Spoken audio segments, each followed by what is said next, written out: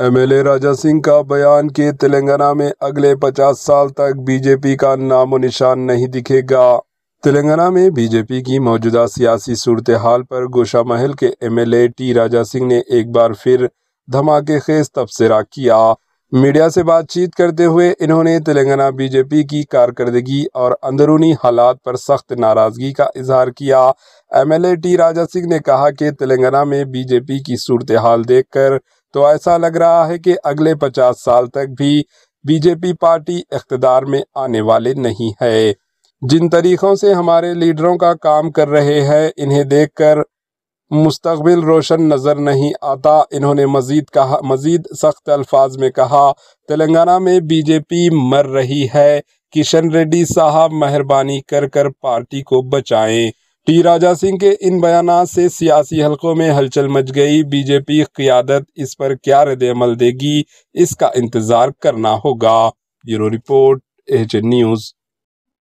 ఎందుకు ఆ Jubilee hills లో ఉన్న ఓటర్ని ఎందుకు చెప్పలేదు మేమున్నాం మీకు అని? మా బీజేపీకి ఓటు వేయండి, మాకు ఇవాళ గెలిపియండి, మాకు గెలిపిస్తే నెక్స్ట్ బీజేపీ గవర్నమెంట్ వస్తుంది. ప్రతిసారి చెప్తారు కదా అక్కడిక్కడ, బెస్ట్ బీజేపీ గవర్నమెంట్ వస్తుంది, బీజేపీ గవర్నమెంట్ వస్తుంది. నాకైతే ఇంకా 50 సంవత్సరాలు అయితే కనబడతాయి బీజేపీ గవర్నమెంట్ వస్తుందని. ఈ విధంగా వెళ్తే ముందు ఈ ముండితనంతోని ముందుకెళ్తే బీజేపీ గవర్నమెంట్ ఇంకా 50 సంవత్సరాలు కూడా కష్టమే, చాలా కష్టం. నేర్చుకోండి, వేరే నేతలతోని కొద్ది నేర్చుకోండి.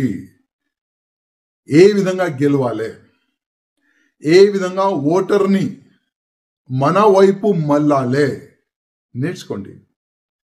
నేను ఏదైనా తప్పు చేస్తే, ఏదైనా తప్పు చెప్తే కూడా నన్ను క్షమించండి. కానీ బాధ ఉంది.